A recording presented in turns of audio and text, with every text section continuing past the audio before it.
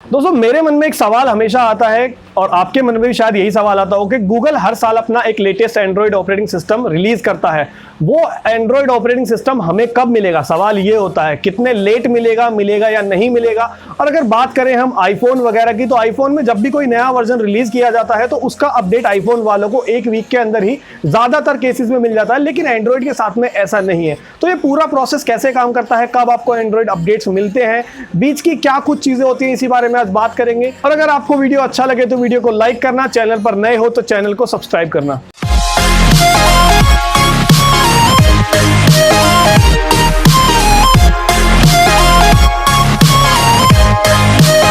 तो देखो, अगर हमें जानना है कि हमें अपडेट्स लेट हमारे डिवाइस पर क्यों मिलते हैं या फिर कभी कभी नहीं मिलते हैं, तो इसके लिए हमें समझना होगा पूरा प्रोसेस, आखिर अपडेट का होता क्या है और कैसे चीजें बैकग्राउंड में काम करती हैं। तो देखो, जब गूगल अपना नया कोई भी ऑपरेटिंग सिस्टम रिलीज करता है तो सबसे पहले जो अपडेट आती है वो आती है पिक्सल डिवाइसेस के अंदर।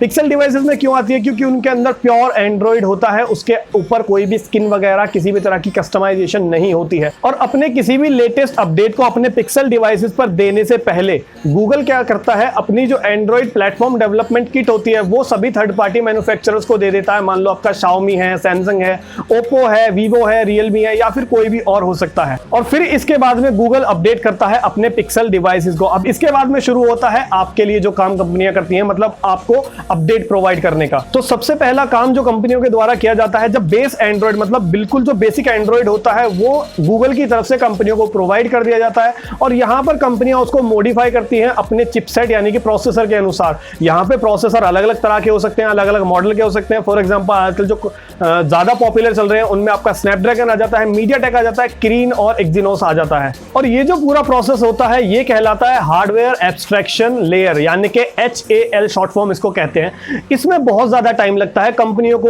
उस पर्टिकुलर सॉफ्टवेयर को अपने अलग अलग चिपसेट के अनुसार कंपैटिबल बनाने में। मतलब एक ही प्रोसेसर पे तो सारे फोन नहीं चलते हैं ना, अलग अलग प्रोसेसर पे चलते हैं। तो सारे फोन्स के लिए ये काम हर कंपनी के मैन्युफैक्चरर मतलब हर कंपनी को अलग अलग करना होता है। और एक बार ये जो प्रोसेस है HAL मैंने आपको बताया ये कंप्लीट हो जाता है तो इसके बाद में कंपनियां अपने उस सॉफ्टवेयर पे बेसिक फंक्शनैलिटी जो होती है, मतलब आपका कॉल्स हैं, आ रहे हैं, जा रहे हैं, नहीं हो रहा है, या फिर इसके अलावा मैसेजेस हैं या फिर इंटरनेट उस पर चल रहा है, नहीं चल रहा है, ये सारी बेसिक फंक्शनैलिटी कंपनियां अपने उस सॉफ्टवेयर पे चेक करती है। और इसके बाद में आता है उसका टचअप का नंबर। मतलब एक बार आपने एंड्रॉइड को तैयार कर लिया अपने चिपसेट के अनुसार, इसके बाद में फिर उस पर जो कस्टमाइजेशन होती है, जैसे मान लो अभी मैंने आपको बताया था सैमसंग का UI हो जाता है या फिर Xiaomi का हो जाता है या फिर ओप्पो का हो जाता है या फिर और भी बहुत सारे हैं। और इसके बाद में वो शुरू करते हैं अपने कस्टमाइजेशंस। मतलब आपने एक बार एंड्रॉइड तैयार कर लिया अपने चिपसेट के अनुसार, उस पर आपकी सारी बेसिक फंक्शनैलिटी काम करने लगी है। अब आप उसको कस्टमाइज करोगे ताकि आपका भी जो भी ऑपरेटिंग सिस्टम है वो आपके डिवाइस के लिए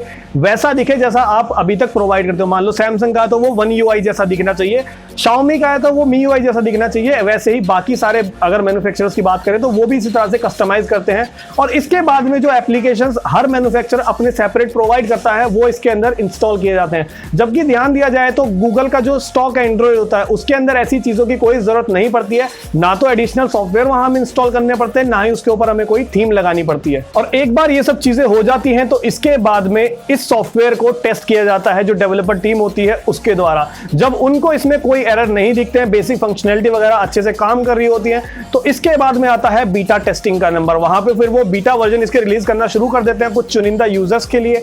फिर वो यूजर्स इसको टेस्ट करते हैं और उसके बाद में अपने फीडबैक देते हैं कि ठीक से काम कर रहा है, नहीं कर रहा है, अभी कुछ इंप्रूवमेंट्स की और जरूरत है। उसके बाद में क्या होता है, टीम इसको फिक्स करती है। बीटा टेस्टिंग के बाद में इस सॉफ्टवेयर को अलग अलग अथॉरिटीज में भेजा जाता है सर्टिफिकेशन के लिए, जहां पे आपका ब्लूटूथ सर्टिफिकेशन हो सकता है, वाईफाई सर्टिफिकेशन हो सकता है, या फिर कुछ अलग से फीचर्स अगर आपने अपने सॉफ्टवेयर में इंप्लीमेंट किए हैं तो उनका सर्टिफिकेशन भी हो सकता है। तो एक बार ये चीजें कंप्लीट होती है इसके बाद में आपका सॉफ्टवेयर लगभग तैयार हो जाता है। और इसके बाद में फाइनली कंपनियां रोल आउट करती हैं अपना स्टेबल वर्जन अपने अलग अलग स्मार्टफोन्स के लिए, अलग अलग मॉडल्स के लिए।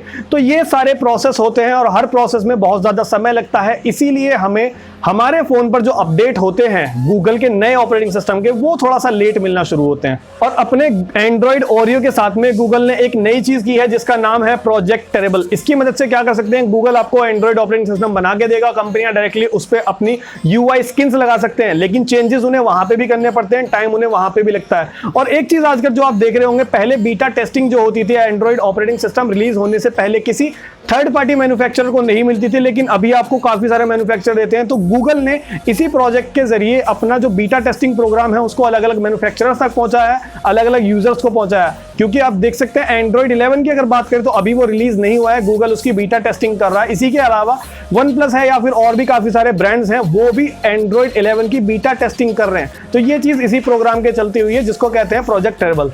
और अब बात कर लेते हैं कि जब एप्पल अपनी अपडेट रिलीज करता है तो वो इतनी जल्दी उसके फोन में क्यों आ जाती है। जैसा मैंने आपको बताया, यहाँ पे एंड्रॉइड के अंदर अलग अलग तरह के प्रोसेसर होते हैं, स्नैपड्रैगन के हो गए, मीडियाटेक के हो गए, किरिन के हो गए, एक्सिनोस के हो गए। इनके अंदर भी आपको बहुत सारे मॉडल्स देखने के लिए मिल जाते हैं जो अलग अलग होते हैं। लेकिन अगर एप्पल की बात करें तो एप्पल के साथ में ऐसा नहीं है। एप्पल किसी भी कंपनी से अलग से अपने चिप्स नहीं लेता है, वो खुद अपने चिपसेट बनाता है जो कि गिने चुने होते हैं। मान लो एप्पल का A10 हो गया, A11 हो गया, 12 हो गया, 13 हो गया, या इससे पुराने भी कुछ 1-2 हो सकते हैं। तो चुनिंदा प्रोसेसर होते हैं एप्पल के पास में, और इनके लिए अपने ऑपरेटिंग सिस्टम को कस्टमाइज करने में एप्पल को बहुत ज्यादा समय नहीं लगता। और इसके अलावा अगर बात करें तो एप्पल बनाता ही iOS है। ऐसा नहीं है कि उसने पहले कहीं से ऑपरेटिंग सिस्टम लिया फिर बाद में उसमें चेंजेस करे। तो उन्होंने एक ही ऑपरेटिंग सिस्टम बनाया, उसको बस उन्हें चिपसेट के अनुसार थोड़ा सा मॉडिफाई करना होता है। और इसी वजह से एप्पल को इन सब चीजों में बहुत ज्यादा समय नहीं लगता है, इसीलिए ये चीजें आसान होती हैं। और इसी वजह से आपको एप्पल के फोन में बहुत जल्दी अपडेट्स देखने को मिलते हैं एज कंपेयर टू एंड्रॉइड। तो दोस्तों बस यही थी पूरी कहानी। आपके एंड्रॉइड फोन पे आपको अपडेट्स क्यों लेट मिलते हैं, iOS पे क्यों जल्दी मिलते हैं, और एंड्रॉइड में भी अगर आपके पास में कोई स्टॉक एंड्रॉइड वाला डिवाइस है तो कोशिश ये रहती है कंपनियों की कि वो आपको जल्दी से जल्दी अपना जो नया ऑपरेटिंग सिस्टम है वो प्रोवाइड कर दें, क्योंकि वहां पे उन्हें बहुत ज्यादा चेंजेस नहीं करने। लेकिन कुछ केसेस में ये चीज गलत भी हो जाती है, हर बार ऐसा सही नहीं है। वो डिपेंड करता है कंपनियां किस तरह से काम करना शुरू करती हैं। और बहुत ज्यादा पुराना अगर आपका डिवाइस हो गया तो कंपनियां आपको अपडेट देना भी बंद कर देती है कि उस पे आखिर अब कौन काम करेगा, इस वजह से। तो उम्मीद करता हूं आज की वीडियो आपको अच्छी लगी होगी, आपके लिए काफी हेल्पफुल रही होगी। अगर आपको वीडियो पसंद आया तो वीडियो को लाइक करना बिल्कुल भी ना भूलें। अगर आपको कोई सवाल या सुझाव है वीडियो के रिगार्डिंग तो आप कमेंट करके मुझसे पूछ सकते हैं। मुझसे बात करना चाहते हैं तो फॉलो कर सकते हैं मुझे मेरे सोशल मीडिया हैंडल्स पर। चैनल पर नए हैं तो चैनल को कीजिए सब्सक्राइब, साथ ही बेल आइकन भी प्रेस कर देना ताकि आने वाले वीडियोस के नोटिफिकेशन आपको रेगुलरली मिलते रहे। मैं मिलता हूं आने वाले किसी और वीडियो में, तब तक के लिए गुड बाय।